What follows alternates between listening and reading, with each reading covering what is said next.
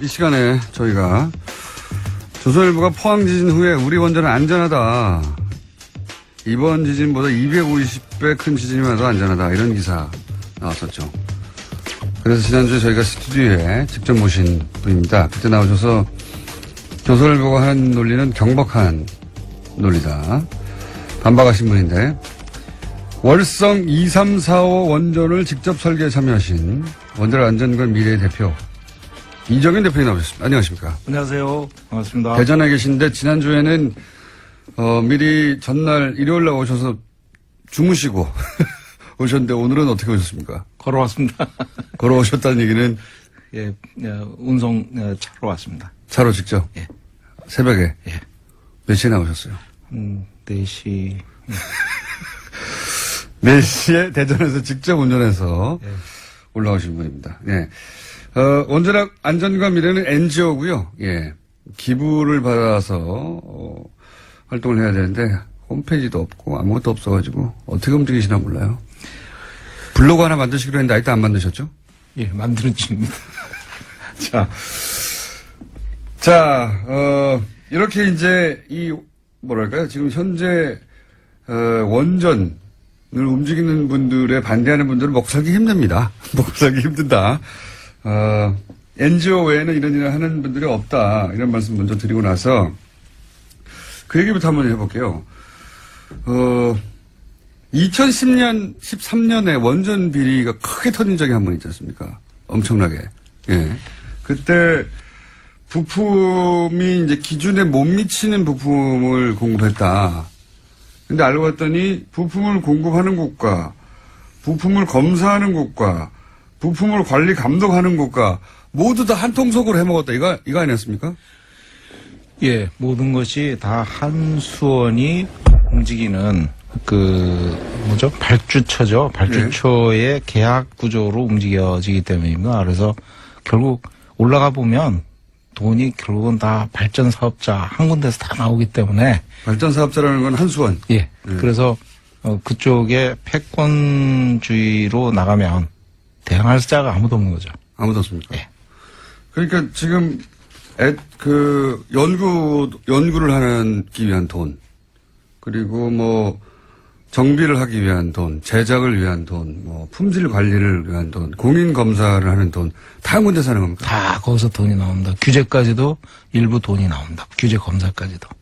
그러면 처음부터 끝까지 다 한 군데서 하면 누가 감시합니까? 감시를 결국은 우리나라는 알아서 자발적으로 잘할 것이다. 그런 주의입니다. 원전에 관한 한. 예. 원전에 관한 한 잘 하겠거니. 그러니까 왈가왈부하지 마라. 알아서 잘할 거다. 알아서 잘할 거다. 예, 믿어달라. 믿어달라. 그래서 그런 얘기가 나오지 않습니까? 이거 처음부터 끝까지 다 해먹는 거니까 핵마피아 아니냐. 근데 그 업계에 계셨던 분으로서 직접 설계도 하셨던 분으로서 이 표현이 과합니까? 과하지 않은 것 같은데요. 왜냐하면 패권주의가 결국 마피아라는 같은 의미니까요. 같이 해먹는 거잖아요, 다. 아고라님은 적군입니다. 거기서는. 예. 오로지. 예. 그러니까 원전 건설에 도움이 되냐? 예. 아니면 뭔가 자꾸 시비를 거냐? 이렇게 딱 나눈다는 거죠. 예. 그러니까 프로페셔널들이 결국 돈을 받고 일을 하는 사람들 아닙니까? 예. 명줄을 끊어버리는 거죠. 대표님은 명줄이 끊긴 상태고요. 몇 년 전에. 몇 년 전에 이미 끊긴 상태고요. 그리고 또 이런 얘기도 있었지 않습니까? 2013년이면, 박근혜 정부 출범 초기예요. 첫 해예요. 첫 해 이런 거대한 비리가 터졌는데, 실제 이렇게 터지고 나서 별로 바뀐 게 없다. 그리고, 이런 사건이 터지고 지금 말씀하신 한수원을 장악한 것은 박근혜 정권 때 인수위에 들어갔던 사람들이 다 장악해버린 거다. 맞나요? 예, 그렇고요. 그분들 거기 들어가는 배경도 사실 그 이전 정권부터 예. 계속 핵 쪽에 일부에 국한된 그런 조직에 의해서 인력이 배출되기 때문에 그런 층층이 내부적인 네트워킹이 아주 강하게 있었던 거죠. 그래서 그게 내려온 겁니다. 그래서 인수위에 들어갔고 그때부터 이제 박근혜 정권 때 좀 더 강하게 이분들이 드라이브를 하게 됐죠. 예. 특히 이제 핵 원전 수출하고 나서 더 탄력을 받았던 겁니다. 그래서 지금은 이제 핵 마피아라고, 그러니까 특정 대학의 특정 과에 출신, 그리고 한수원이라고 하는 독점 사업자, 이렇게 묶여가지고 전부 다 선후부야겠네요, 핵심은. 그러니까 돈 주는 쪽과 받는 쪽이 서로 꿍꿍짝짝 잘 된 거죠. 예. 꿍꿍짝짝 다 한통속이다. 예. 다 같은 선후배고, 다 같이 아는 사이고, 선배가 밀어주고 땡겨주고, 혹은 뭐. 거기서 자리도 안 쳐주고. 자리도 안 쳐주고, 생산하는 곳이나, 검수하는 곳이나, 관리하는 곳이나, 규제하는 쪽이나. 규제하는 쪽에 다 한통속이고. 뭐, 인적 네트워크가 결국은 거기서 거기이기 때문에 그럴 수밖에 없는 구조입니다. 한 군데서 다 배출하는군요. 대부분 그렇다고 봐야 됩니다. 그러니까, 배출 자체도 한 군데서 하고, 그들이 갈 곳도 한 군데밖에 없고. 예. 그래서 그들 사이의 네트워크로 그냥 이 거대한 사업을 다 해먹고 있다. 규제와 안전, 그 다음에 지능, 여기에 인력이 다 포진돼 있습니다. 전부 다. 예. 그러니까 형 동생 아우 뭐 이러면서 다 이렇게 돼 있는 거죠. 다 제목입니다. 예. 뭐 그래도 건설이 잘 되고 안전도 보장되면 그래도 그나마 괜찮은데 지금 그게 그렇지 않다라고 지금 이제 여러 가지 사건들이 나오는데 이걸 근데 관리 감독하라고 원자력 안전위원회라는 게 있긴 있지 않습니까? 여기는 뭐 합니까? 원자력 안전위원회가 우리나라 유일한 법적 규제기관입니다. 예. 그렇지만은 지능 중심으로 우리나라 원자력 산업이 구성돼 있다 보니까 이쪽에 인력과 예산이 턱없이 부족합니다. 지능 중심이라는 건 원전을 계속 짓자. 예, 짓자 쪽으로 다 방향이 잡혀 있기 때문에 여기는 예산과 인력이 없다. 예산과 인력이 턱없이 외국에 비해서 굉장히 부족한 편이죠. 예. 부족하다. 예. 그러면 여기는 실제로는 규제를 못 합니까 제대로? 대표적인 예가 다소기 문제가 있었거든요. 어떤 문제? 신고리 오륙 건설 때 인허가 심의 때 다소기 문제가 많이 대두됐습니다. 시민사회에서 제기를 많이 했고 그 가장 근본이 이제 후쿠시마 원전 사고가 1, 2, 3, 4호기 한 군데 밀집된 원전이 그대로 동시 사고가 일어난 거지 않습니까? 그래서 다수호기가 한 군데 밀집돼 있으면 안 된다. 네, 그러니까 원전 다수호기라는 건 원전이 한 지역에 밀집돼 있으면 그게 큰 문제다. 예. 네. 그런데 후쿠시마 원전 사고 일어났을 때 그게 교훈으로 널리 전파가 됐거든요. IA에서도 계속 권고를 하고 있고. 서로 떨어뜨려라. 짓더라도. 그런데 작년 신고리 오륙후기 건설을 들어갈 때 심의 때 최종 결정하는 과정에서 벌써 5년, 6년이 지났지 않습니까? 이제 연구가 하겠대요. 다소호기 문제에 대해서. 승인을 해주고 난 다음에. 승인을 그게 문제라고 했는데 일단 다소 5, 6, 9호기라는 건 이미 1, 2, 3, 4호기가 있는데 그 해당 지역에 5, 6호기를 또 진다는 거 아닙니까? 그렇죠. 그런데 이렇게 한 지역에 밀집되어 있는 건 위험하다고 계속 얘기했는데 이제 연구를 하겠다고. 예, 그 5, 6, 허가 해준 다음에. 예. 허가를 그 지역에 내주지 말아야 하는 건데 연구가 끝날 때까지. 예, 다소호기 관점에서 우리가 진짜 안전위원회가 위험성을 고려해서 검토를 한다 그러면 뭐를 하든지 했어야 됐습니다. 그러니까 다른 논리가 아니라 아직 다소호기에 대한 연구 자체가 안 돼 있기 때문에 제대로 우리나라에서는 그럼 이 애초에 원자력 안전위원회는 그런 거 하라고 있는 곳인데 그런 거 연구하고 규제해서 일단 보류했다가 이렇게 하면 되겠다는 결론이 나면 짓거나 말거나 해야 되는데 그거 없이 일단 짓기 시작하고 나서 앞으로 연구하겠다.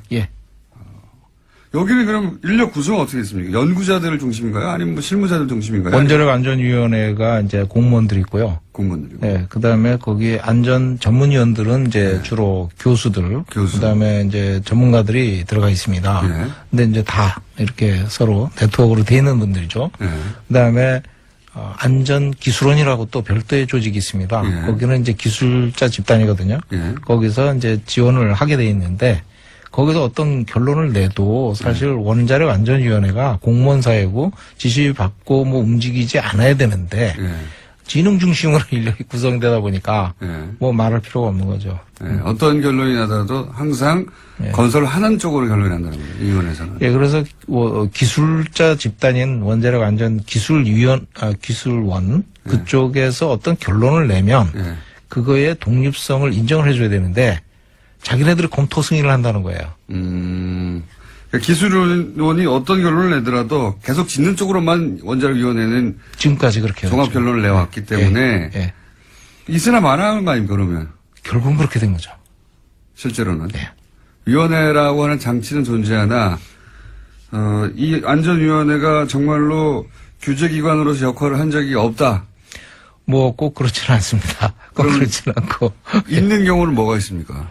뭐 나름대로 후쿠시마 후속 대책도 만들려고 노력을 했고요. 예. 뭐 여러 가지 그 사실 그 동안에 정보 공개도 안 됐었는데 네. 정보 공개법을 이제 개정을 해서 통과도 시키고 노력을 안 한다기보다는 이게 힘에 붙이는 거군요. 붙인 거죠.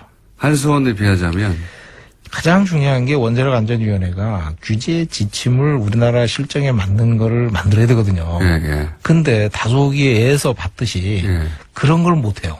그러니까 우리나라에 기준이 없는 거예요. 그러니까 후쿠시마 원전 사고가 나서 이렇게 큰 사고가 나가지고 이제 원자력 안전위원회가 우리나라에 맞는 규정을 만들려고 해도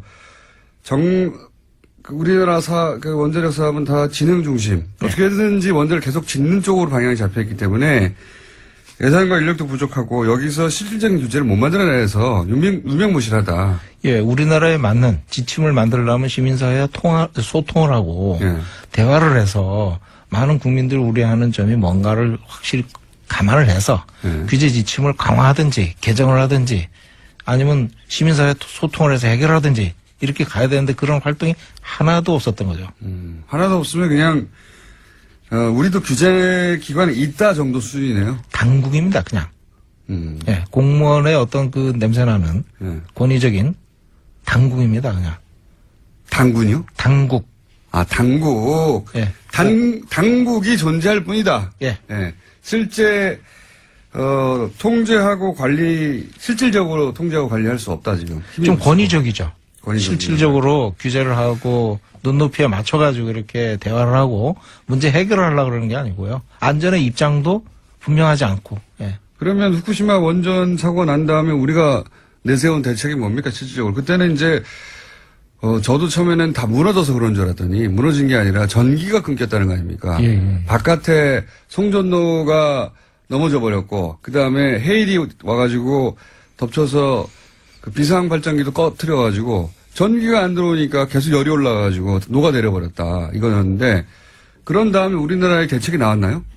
후쿠시마 후속 대책이라고 이제 그 뒤에 바로 전문가 50명을 투입을 해서 수개월 동안 조사를 한 다음에 후속 대책을 내놨죠. 내놨는데 그게 이제 총 예산을 1조 1천억 투입한다고 그리고 2015년까지 이명박 대통령이 임기가 끝나는 그때까지 종료를 하겠다. 이렇게 되어 있었죠. 애초에 계획은? 그렇게 보고를 했죠. 그런데 실제로는 어떻습니까? 실제로는 아직도 진행 중입니다. 지금 2017년인데 여러 가지 이유가 있습니다. 그게. 예. 그러면 그때 무슨 차량을 구매해서 어떻게 한다 비상용 차량이었던가요? 그때 뭐였죠? 이제 어떤 강력하게 드라이브를 했었던 것 같아요.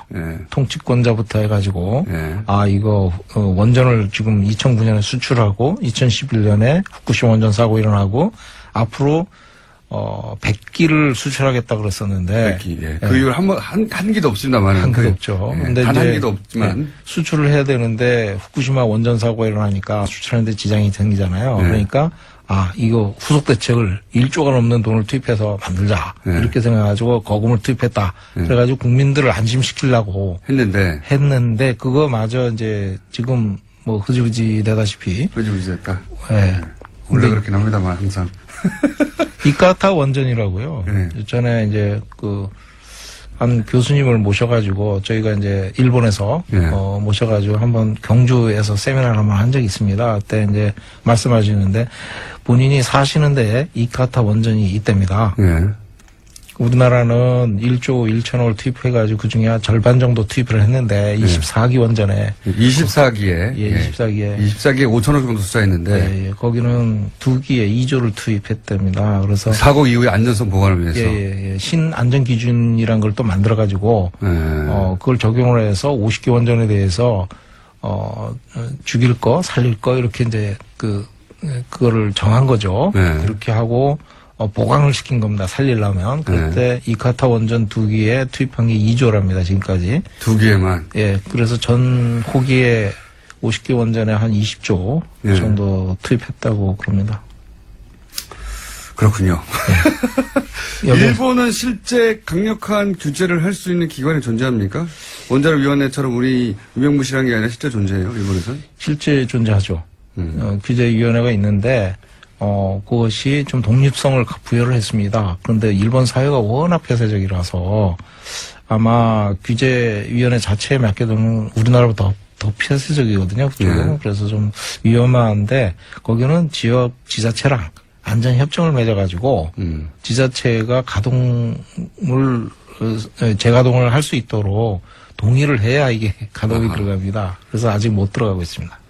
그렇군요. 현재 결국은 특정 대학의 특정과 출신들이 이 전체를 거의 다 장악하고 한수원이 모든 걸 다 관리하고 있어서 사실상 한수원이 지배하는 산업 체제 하에서 어떻게 바꿉니까 이거를 그러면? 원자력계에서 이 문제점을 잘 알고 있지만 이 문제점을 제대로 얘기를 하시는 분이 많지 않습니다. 거의 없어요. 대표님 정도만 거의 유일하게 나와서 지금 아웃됩니다. 그래서 대표님은 이미 아웃 되셨으니까 하시는 거죠? 저는 이제 버린 몸이니까. 근데 이제 그러면 더욱 이런 활동을 더 제대로 하려면은 사실은 인력도 필요하고 비용도 필요한데 지금까지는 어떻게 하셨어요? 지금까지는 제가 이제 독일의 안전 회사인데 벤처기업을 사실 운영하다가 그 독일의 회사로 M&A 돼가지고 그걸 넘겼습니다. 그래서 이제 거기서 조금 나온 것도 있고. 개인 돈으로 하시는 거예요, 그냥? 좀 그런 형편이. 그러니까 이 원자력 업계로부터 뭔가 기대서 거기서 나오는 수익으로 일을 할 생각은 아예 접어야 되는 거군요.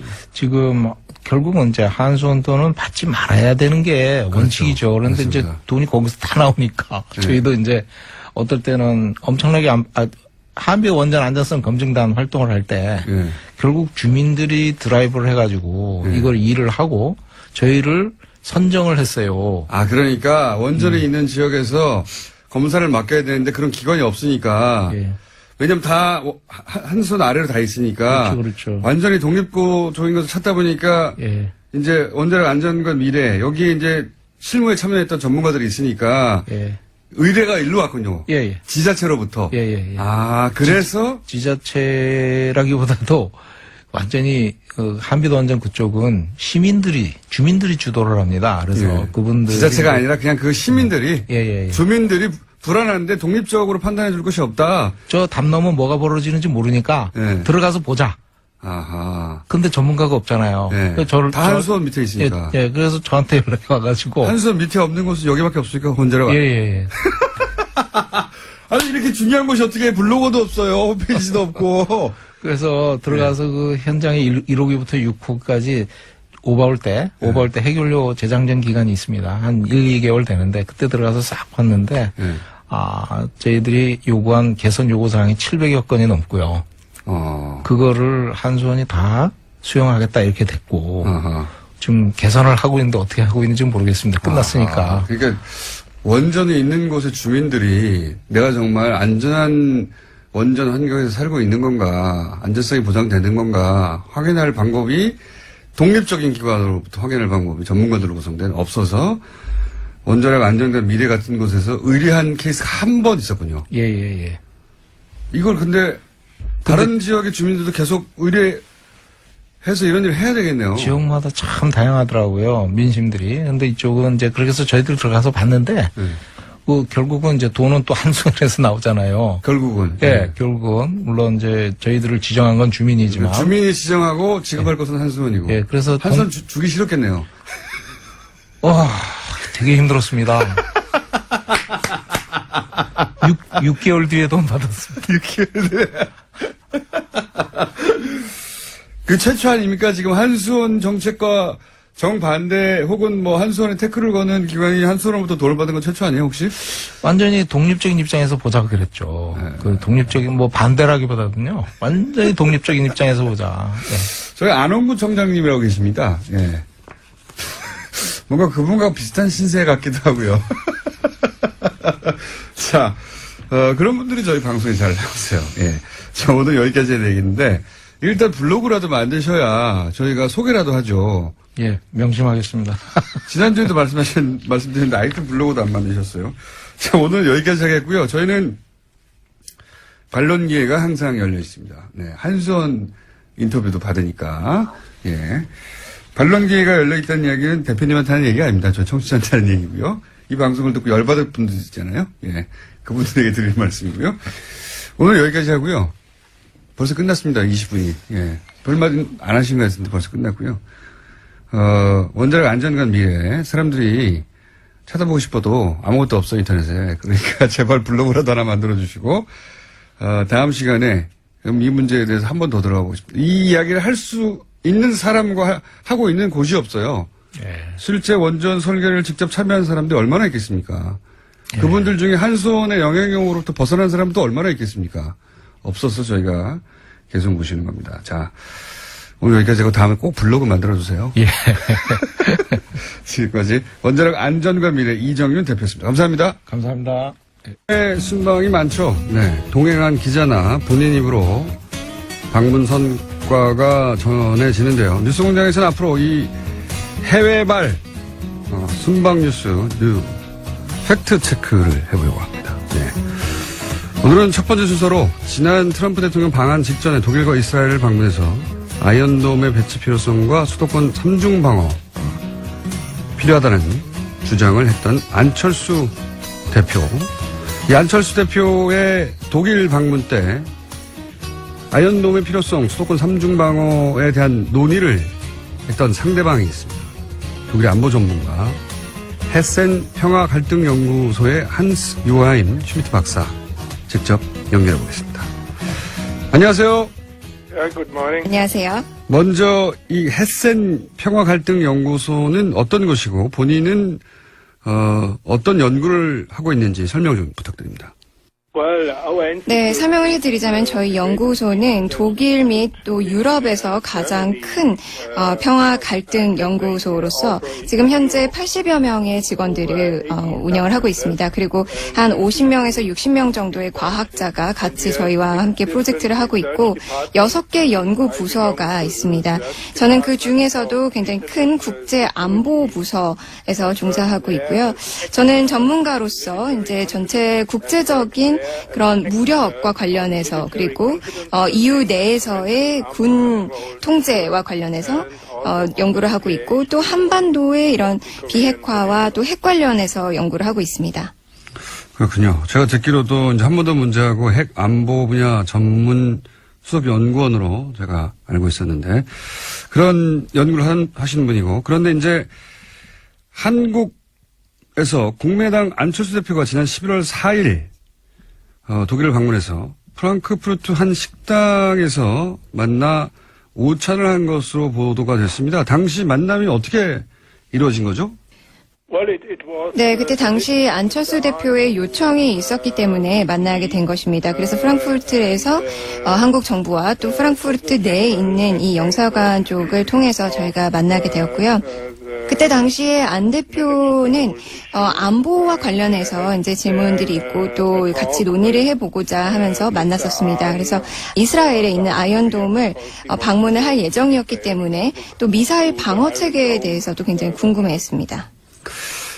국내 언론을 통해서 전해진 당시 안철수 대표의 발언 내용을 보면 수도권에 3중 방어망이 필요하고 그래서 이를 위해서 이스라엘 아이언돔 시스템 도입하는 게 좋겠다 이런 발언이 있었다고 하는데 이에 대해서 박사님은 어떻게 답변을 하셨는지? 네, 아이언돔 같은 경우에는 제가 봤을 때는 서울이나 또는 인근 지역의 인구들을 보호할 수는 없을 거라고 생각을 합니다.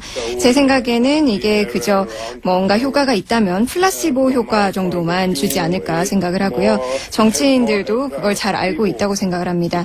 그저 아이언돔이 주는 효과 같은 경우에는 제한적인 방어만 수도권 지역에게는 제공을 할 수 있다고 생각하고, 만일에 북한이 아주 제한적으로 공격할 경우에만 도움이 되지, 대대적인 공격일 경우에는 이게 오히려 문제가 될 수도 있다고 생각을 합니다. 결국에는 이런 아이언돔 같은 경우에는 큰 규모의 공격일 경우에는 방어가 전혀 되지 못하고 제한적인 방어만 제공을 할 수 있지 않을까 생각합니다. 안철수 대표를 만났을 당시에 그렇게 답변을 하셨습니까? 네, 제가 그렇게 안철수 대표에게도 설명을 했습니다. 사람들에게 심리적인 안정감만 가져다 주지 않을까라고 얘기를 했었고, 정치인들도 그 부분들을 익히 알고 있을 것 같습니다. 그리고 이 아이언돔이라는 것 자체도 굉장히 비쌉니다. 게다가 3중이라는 말씀을 하셨는데, 3중으로 하더라도 제한적인 방어만 제공을 하지 않을까 싶고, 그 제한적이라는 의미에서도 아주 소규모 공격일 경우에만 도움이 될 것 같습니다. 결국에는 정치인들이 뭔가를 했다라고 보여줄 수 있는 이런 플라시보 효과이지 않을까 생각합니다. 보도되기로는 전술핵에 대한 이야기도 나눈 것으로 안철수 대표가 보도됐습니다.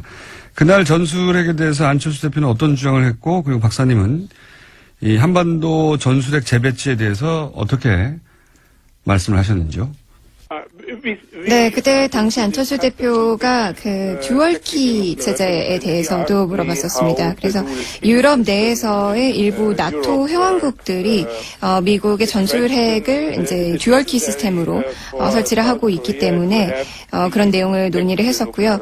그 전술핵 재배치와 관련해서는 직접적으로 북한이 한국에 대해서 핵 위협을 하지 않는 한 저는 대한민국에는 딱히 필요하지 않다는 의견입니다.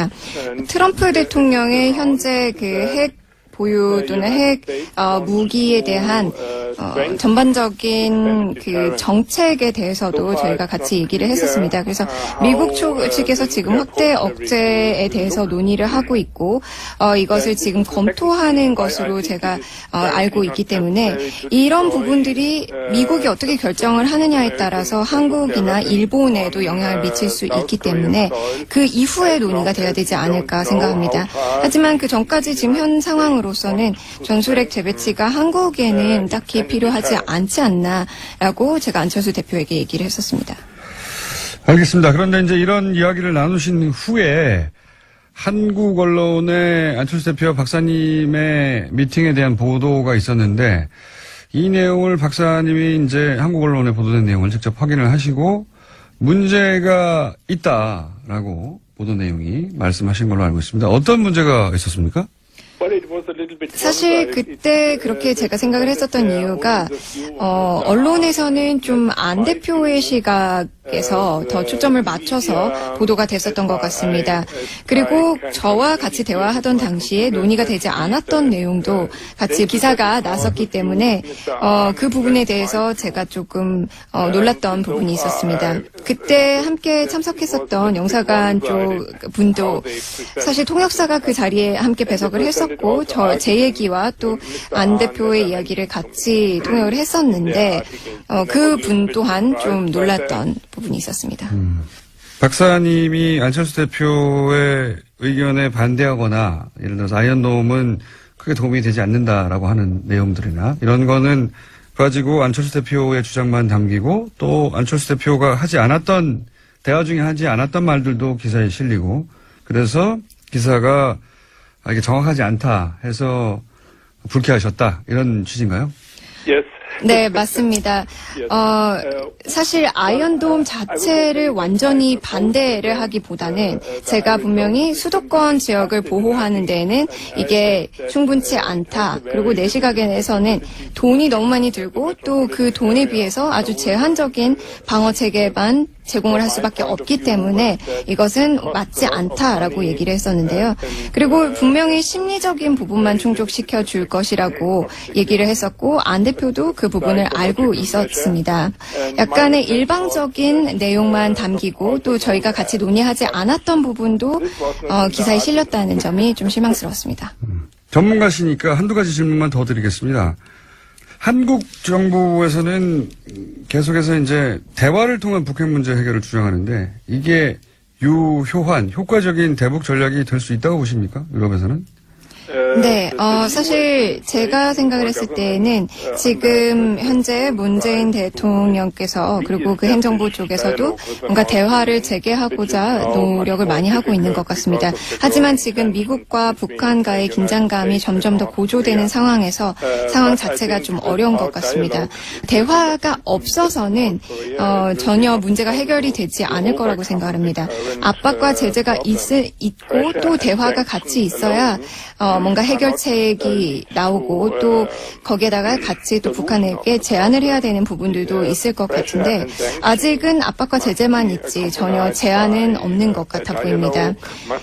문재인 정권이 대화도 필요하다라고 얘기를 하는 거에 대해서는 충분히 옳다고 생각을 합니다. 그래서 북한에게 새로 대화의 장으로 나올 수 있도록 뭔가 길을 보여줘야 하는 필요성도 있다고 생각하는데 지금 현재 미국 쪽도 그렇고 북한 쪽도 그렇고 대화를 원치 않은 것 같습니다.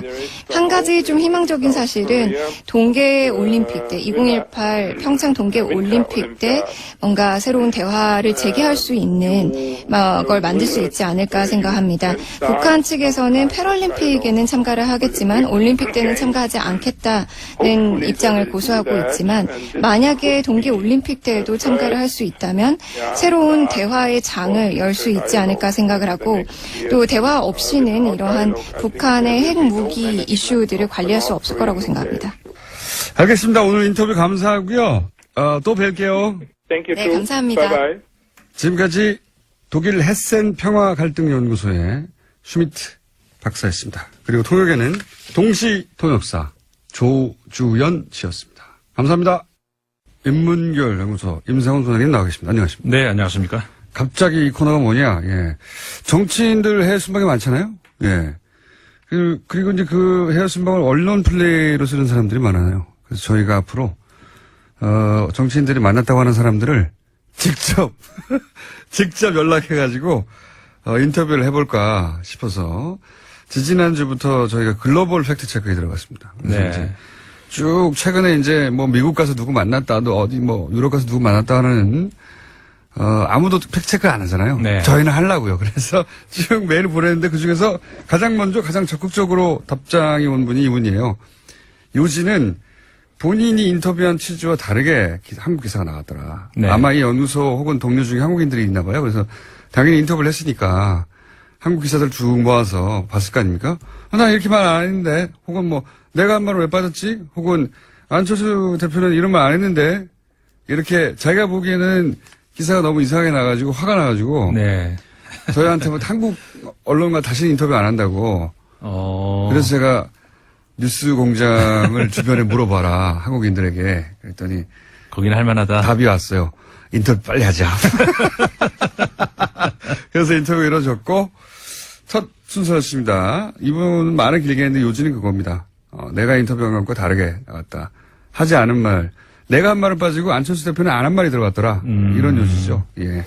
그러니까 아이언돔이 우리나라에서 쓸모없다 거의. 네. 이런 얘기를 했는데 뭐 이 안에 보니까 좀 몇 가지 좀 그 포인트가 있는 것 같아요. 잠깐만요. 네. 앞으로 임상훈 소장님이 글로벌 팩트 체커 센터의 소장님을 가끔씩 하실 겁니다, 이제. 그래서 이 수를 여기다 넣었어요. 예.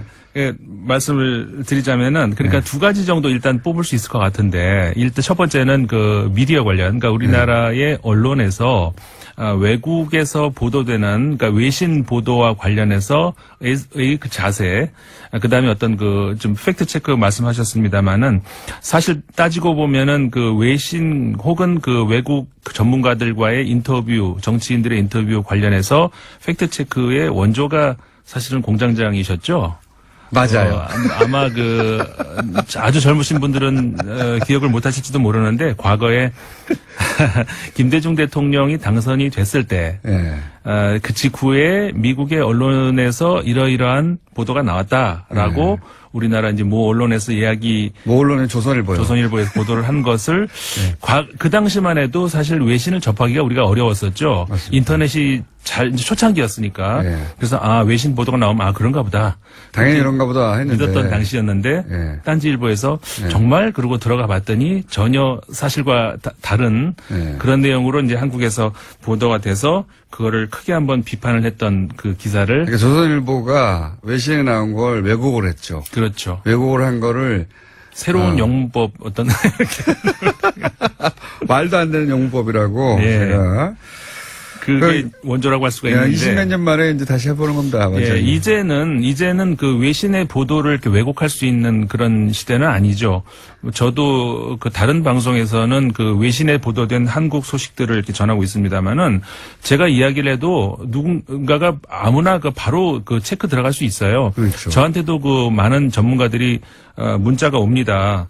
그거 어느 기사냐. 그럼 제가 저 사이트를 알려드려요. 그럼 들어가서 확인할 수 있거든요. 그렇죠. 그렇기 때문에. 근데 이제 특히 정치인들의 이런 인터뷰나 주장들은 팩트체크를 안 해요. 이게 어려운 이유가 그러니까 지금 같은 경우도 안철수 대표 같은 경우에 이제 그 전문가하고 이번에도 그 슈미트 박사하고 독일 연구소의 이제 박사님 하고 이제 인터뷰를 했다 이거예요. 그렇게 되면은 이제 그 일단 공개된 어떤 그 인터뷰도 있을 거고 그다음에 이번의 경우도 비공개 장소로 들어가서 이제 두 분이 이제 토론하는 이런 거를 통역사하고 들어가 있을 텐데 그러면은 우리나라 언론에서는 들어갈 수가 없는 거 아니에요? 그러니까 결국은 그 해당 그 당에서 주는 보도 자료. 이번에는 그런 케이스라기보다는 같은 자리에서 했던 이야기인데 다르게 나갔다는 거예요. 요지는. 요지는 그거고. 요지는 그 기자도 따라갔는데. 기자도 따라갔어요? 기자도 따라갔는데 충분히 전달되지 않았거나 취지와 다르게 갔거나 하지 않은 말. 본인이 한 말은 빠지고 상대방이 안 한 말은 들어가고. 그러니까 보도 자료만 나온 게 아니라 실제 기자도 갔는데도 그렇다. 그건 더 심각한 문제죠. 더 심각한 문제죠. 그래서 이제 설마 이 한스 요햄 슈미트 독일 헤센 평화 갈등 연구소의 박사를 인터뷰하라. 저희는 합니다. 그러니까 이건 굉장히 좋은 취지이신 것 같고 앞으로 이 체크는 이제 뭐 계속 해주셔야 될 것 같아요. 정치인들이 외국에서 누군가와 인터뷰를 했다. 그 내용이 보도가 될 때 과연 그렇게 됐는가? 이거는 체크가 돼야 될 것 같다는 생각이 듭니다. 국내 최초의 글로벌 팩트 체크 연구소가 또 하나 열리고 인문결도 제대로 잘 안 되고 있는데 거기 소장까지 맡으신. 잘 돼요. 왜 그러세요? 그리고 이제 그래서 정치인들 해외 나가가지고 가끔씩 나갔다 와서 뭐라고 하잖아요. 전술핵이 어쨌다는지 뭐 이런 거 다 체크할 겁니다. 정치인들이 외국에 나갔다 들어오실 때 가끔 이렇게 일종의 뭐랄까 이렇게 뭐 주사를 한 대씩 맞고 들어오시는 언론 플레이 하죠. 와가지고 뭐 큰일 하고 온 것처럼. 앞으로 다 인터뷰 다 하겠다 다. 그리고 이 두 번째 문제가 이제 두 번째 문제는 할 수가 없습니다. 시간이 끝나서. 벌써요? 임상훈 소장님이었습니다. 감사합니다. 네, 감사합니다. 안녕.